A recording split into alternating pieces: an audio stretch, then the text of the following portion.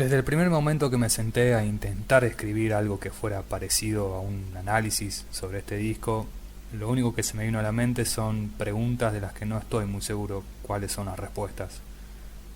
Pero vamos a ver qué onda. Paciencia con esta review, por favor. Supongamos que Fear Inoculum, en vez de salir en 2019, sale unos 4 o 5 años después de 10,000 Days, así tal cual como lo conocemos hoy. Sí, ya sé que tenían como 10 años menos y estaban en otro momento artístico y de la vida misma, de ellos y el mundo entero, pero juguemos un toque con esa idea. Año 2012, 2013, como para ser más realistas con Tool, después de un par de años de gira, un par de años de descanso o otros proyectos, un tiempo X en el estudio y ¡pum! Fear Inoculum sale a la venta, con las mismas canciones que tiene hoy. ¿Qué pasa? Lo amamos, lo odiamos, está bueno pero no sé si me gusta tanto como el anterior o anteriores, me es indiferente, todo lo que haga Tool está bien, ¿o qué? ¿Lo recibimos tal cual como el 30 de agosto pasado? En sí la pregunta es muy voltera. Lo que en realidad estoy tratando de descifrar es qué tan importante es el factor 13 años de espera para que el disco tenga esta especie de aura o de mística, para mí por lo menos, después de tanta agua y memes bajo el puente. Y más importante, cuánto influye ese factor para que me guste, porque el disco me gusta, de verdad, lo he disfrutado desde el minuto uno y hasta hoy lo escucho seguido. Pero sigo cuestionándome a mí mismo cada vez que avanzo un poquito con este guión, como tratando de mantener a raya mi fanboy interior. Y también porque soy un idiota que le doy mis vueltas a las cosas, de eso no hay dudas. Tengo un problema. ¿Quién no los tiene? Si tuviera que contestar rápido como si mi vida dependiera de eso, diría que sí, que toda la historia que arrastra este disco detrás de él influye un poco, aunque sea en mi caso. Sobre todo porque en un momento me resigné y llegué a pensar que esta placa no iba a salir nunca e iba a quedar ahí como una leyenda del disco de Tool que nunca tuvimos. Y capaz que eso serviría más para hacer contenido en YouTube. Ni idea. En fin, si quieren contarme qué piensan de esto, en comentarios bienvenido sea, los leo. Ahora lo que quiero hacer es meterme en la lista de temas y hablar de música, porque tampoco es que pienso que el disco no tiene dónde apoyarse o no tiene nada que ofrecer. Lo primero que escuchamos en Fear Inoculum es un sonido bastante raro que no sé muy bien de qué será ese sample, pero parece venir de algo que se está como reiniciando, o mejor dicho, algo que está empezando a respirar de nuevo. Entra la guitarra de Jones, fraccionando el sonido en pequeñas olas, no sé si con los reguladores o con algún pedal medio raro. Carey juega con distintos pads, abriendo un poco el camino, y entre ellos hay uno muy particular que suena como unos tambores pequeños, medios místicos, muy de él, que en la primera escucha, cuando salió el tema, fue el primer elemento que reconocí bien característico de ellos. Digamos, el punto donde me cayó la ficha de que esto es real, es el tema nuevo de Tool, y para cuando entra el bajo activo con el eco de Chancellor ya me fui a las nubes. Como venía diciendo, la primera escucha fue la emoción del reencuentro y no hubo mucho lugar para análisis, pero pasado ya este proceso de histeria adolescente, encontré muchos elementos de la canción que al día de hoy me gustan mucho. Por ejemplo, cómo se maneja la intensidad del tema ascendiendo de a poco hasta el estribillo con aire de grito liberador, que va muy bien en sintonía con el mensaje del tema, esto de exorcizar temores que nos impiden tomar control de nuestras vidas. No es un grito estremecedor de rabia como quizás lo hubiera hecho un Maynard más joven, pero logra el efecto. Y es más, digo que es como un grito liberador por el énfasis que le pone llegando al momento, con toda la tensión acarreada desde el verso. Tensión que puede ser que venga en parte por algo que vi en varios comentarios como una crítica negativa al tema, esto de la falta de un redoblante bien nítido y marcado durante la mayoría de la canción, que encima tampoco es tan nítido y marcado en el estribillo, pero creo que el aluvión se siente igual. Y si bien puedo entender estas críticas, así todo, después de escucharlo tantas veces, no me parece algo necesario, y hasta creo que quedaría menos interesante y más genérico. Lo que sí puedo señalar como algo que me la baja un poco es el final, me parece medio abrupto y como que le falta un toque de brillo.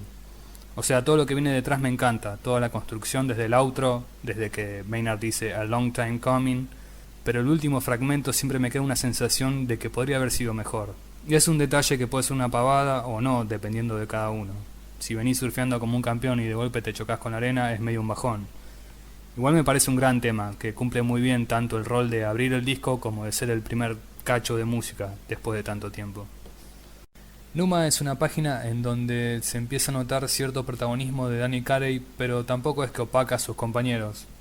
Acá se da esto del bajo y la guitarra marcando este compás medio hipnótico, como pulsaciones muy irregulares, subiendo y bajando, medio parecido a un ejercicio que me habían dado cuando era pendejo para agilizar la mano en el mástil de la guitarra. Y así es como queda un buen espacio para que la batería sea la que brille con luz propia y lleve al tema por un mar bastante picado.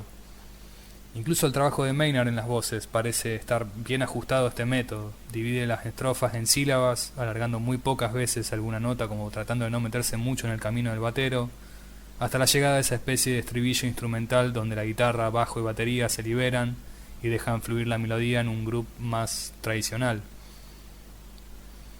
Algo que destaco yo y un montón de personas seguramente es el puente de la mitad del tema, con ese sonido de sintetizador clásico sobre la misma melodía de la intro y cómo se va desenvolviendo desde ahí hasta que llega nuevamente a un estribo más suelto y enfático, más enorme.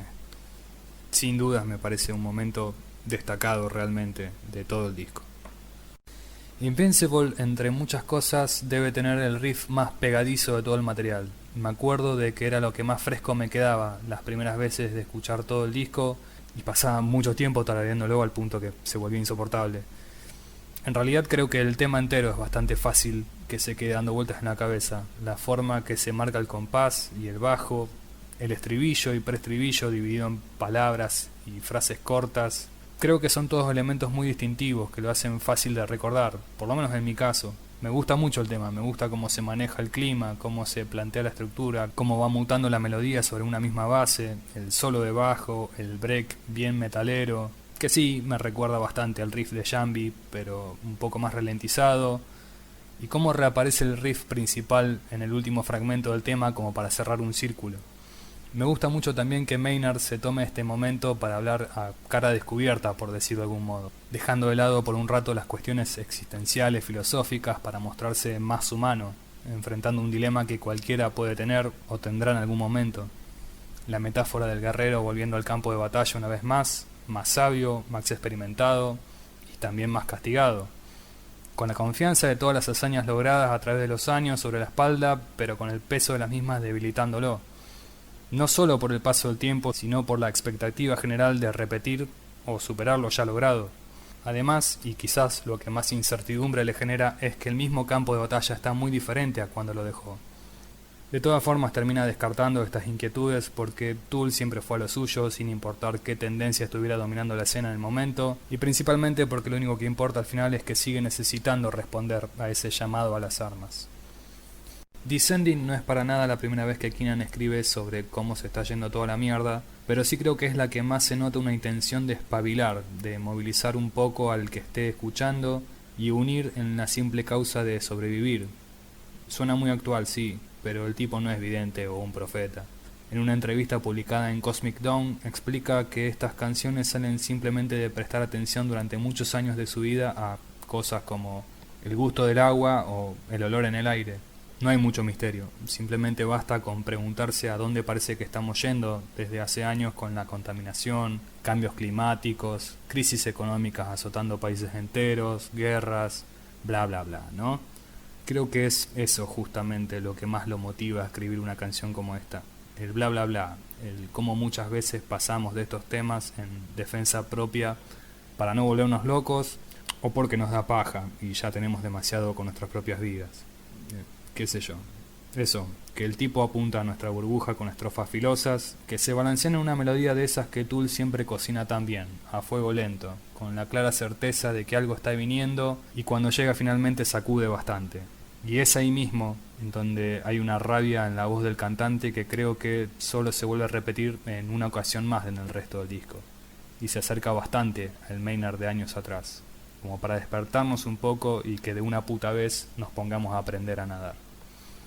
Hablando de canciones a fuego lento, Calling Voices es una que se mueve más en línea recta en comparación a los tracks anteriores. Antes creía que era lo que con un amigo también muy fan de esta banda llamábamos medio en joda el tema para hacer yoga, correspondiente a este disco. O sea, en 10,000 Days era Intentions, en Lateralus Disposition y en esta podría ser Calling Voices, pero hoy creo que no comparte del todo la misma naturaleza que esas canciones. Quizás sea más parecida a Writing To o no, nada que ver y es como es y punto. me estoy yendo por las ramas. El tema invita mucho a la introspección, y sí, no es decir nada describir una canción de esta banda con esa frase, pero de verdad se siente como adentrarse en un pasillo larguísimo de la mente, y la letra en cierta forma me parece que va un poco de eso, de perderse demasiado en el laberinto de nuestras propias ideas, armándonos conceptos sobre alguien o algo con lo que no hemos interactuado directamente. Prejuicios, quizás, no lo sé. Y lo que sigue es Chocolate Chip Trip. La puta madre, lo practiqué un montón. Me costaría menos pasarme el rey sin nombre pegándole con una empanada. No es más que otro trozo de evidencia de que Danny Carey es un alienígena llamando a la nave nodriza que lo venga a buscar. No es el instrumental que más me gusta de la banda, pero tiene lo suyo. Es un gran solo de batería acompañado de mucha psicodelia robótica, en donde el tipo la descose. No parece haber un elemento al pedo en su kit y da la impresión de que todo recibe un toque, aunque sea. Y así es como llegamos a Tempest, el coloso parado al final de la lista. Bueno, no, está Mockingbird en la versión digital, pero ustedes saben a qué me refiero. El gran final de esta obra es este track, sin dudas. Hasta por el mismo concepto que abordan con el número 7 dando vueltas. 7 canciones principales, compases en 7-4, 7-8 y más cosas que les soy sincero hasta hoy no tengo del todo descifradas. O sea, es un número que puede encerrar 1000 cosas. 7 maravillas del mundo, 7 pecados capitales, 7 días de la semana, los 7 mares. 7 es el número del pensamiento y la sabiduría. 7 enanitos se fueron de joda con Blancanieves y 7 patadas en el orto me merezco por desviarme tanto del tema.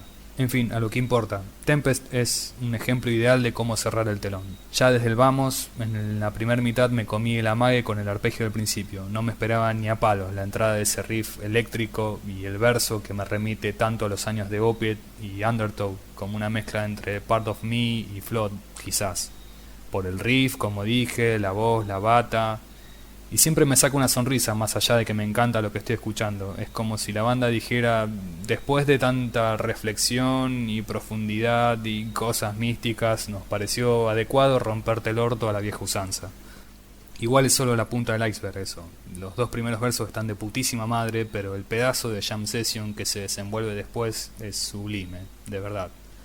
Pareciera que Adam Jones no quería dejar ninguna idea afuera y así es como quedó esta monstruosidad en donde explota a su modo, ¿no? Con su método. No lo vamos a escuchar volando por el mástil cual héroe de la guitarra porque no es su estilo y tampoco es necesario. Lo que hace va por otro lado desde siempre. O sea, ha evolucionado mucho si escuchamos los primeros 3 discos, los riffs, los solos, hasta la distorsión que utilizaba era diferente. Y ha ido cambiando, pero su estilo siempre fue más de alimentar la situación que de dar una clase de técnica y escalas para guitarra. No sería Tool de ser así. Y lo que hace Danny Carey de fondo para sostener la base entre comillas, porque en realidad está en su propia dimensión, es magistral. Ya me fui al carajo con los elogios, pero posta. Hace mucho tiempo que escucho esta banda y uno piensa que ya lo tiene calado este loco, y la verdad que me sigue sorprendiendo con el nivel que tiene y lo que es capaz de hacer. Es un disco que ha dividido un montón las aguas, donde muchos se fueron a los extremos. Ha recibido críticas negativas muy duras y críticas positivas un tanto exageradas. Particularmente mi opinión ha ido variando. Como dije, desde el principio me gustó, pero tenía mis reservas con algunas cosas y tuve 1000 idas y vueltas. Hoy en día, con unos cuantos meses ya encima, me doy cuenta que lo disfruto mucho más. Es un disco que lo fui redescubriendo y evidentemente tengo más cosas buenas para destacar que en un principio. Todas las canciones brillan por sí mismas, al igual que los 3 muchachos en la guitarra, bajo y batería. No hay momento en que uno haga la plancha mientras los otros laburan. Pero bueno, eso es algo que se puede decir de cualquier otro disco de la banda. Con la voz de Maynard pasó esto también, de que algunos lo mataron y otros dijeron que era su mejor interpretación.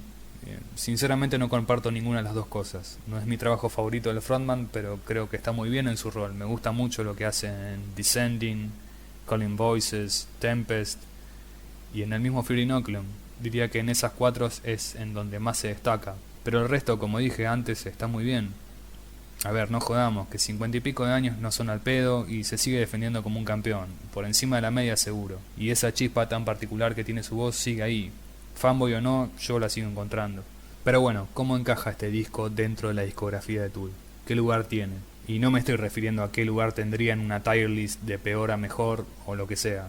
Me cuesta mucho hacer eso con esta banda, porque cada disco tiene una identidad muy marcada, muy propia, y me complican un montón si me ponen a elegir un favorito. Son momentos diferentes. La crudeza de Undertow no me parece un aspecto inferior o superior a las miles de capas de Lateralus. Son dos obras que caminan solas, aunque pertenezcan a un mismo recorrido. Pero bueno, a ver, ¿qué identidad tiene Fear Inoculum? Diría que es un disco en donde ser un seguidor veterano de la banda te da cierta ventaja para entrarle a la obra. No digo que sea más compleja que las otras placas, sino que hay una densidad en la mayoría de sus canciones que puede poner a prueba la paciencia de alguien que los haya empezado a escuchar hace poco o haya estado desconectado de la banda desde hace mucho tiempo. Pero dijiste que Lateralus es re profundo, dirán. Sí, recontra profundo, pero por ejemplo arranca con The Grudge, que es una patada en el pecho impresionante, lo mismo con Vicarious en 10,000 Days, Stinkfist en Anima. La puerta de entrada a Fear Inoculum es más pausada, te pide que lo esperes y te vas sumergiendo de a poco hasta llegar a la recompensa. Tampoco estoy diciendo, putos casuals, este no es un disco para ustedes, para nada, disfrutarlo lo puede disfrutar cualquiera, y si no les gusta, no les gusta y ya está. No es que le falte criterio para saber apreciar mierdas. Como siempre, es una impresión mía nada más. Y posta creo que es así, que es el disco de Tool más hecho para el viejo fan de Tool. Lo cual es irónico porque su salida pateó el tablero y la que alguna vez hace un tiempo fue una banda de culto, que es verdad, no ha parado de crecer desde los 90, hoy es de las que más se habla en el mundo, ¿no? Como que 9 meses atrás debe haber sido el momento en donde más se habló de Tool, en todos lados. Puta, hasta las fans de Taylor Swift saben quiénes son ahora. Que sí, vivimos en el mundo de la novedad y toda la historia detrás de este disco es un trampolín para que hubiera tanto tráfico con el simple nombre de la banda. Pero si hay tanta videoreacción y análisis es porque hay demanda. Y me gusta pensar que esa demanda y todo lo extra que se genera, todo lo que mencioné al principio, nace de la calidad que tiene la música que crean estos tipos. Como siempre, espero que estén todos bien, chicos. Salud y abrazo para quien esté mirando.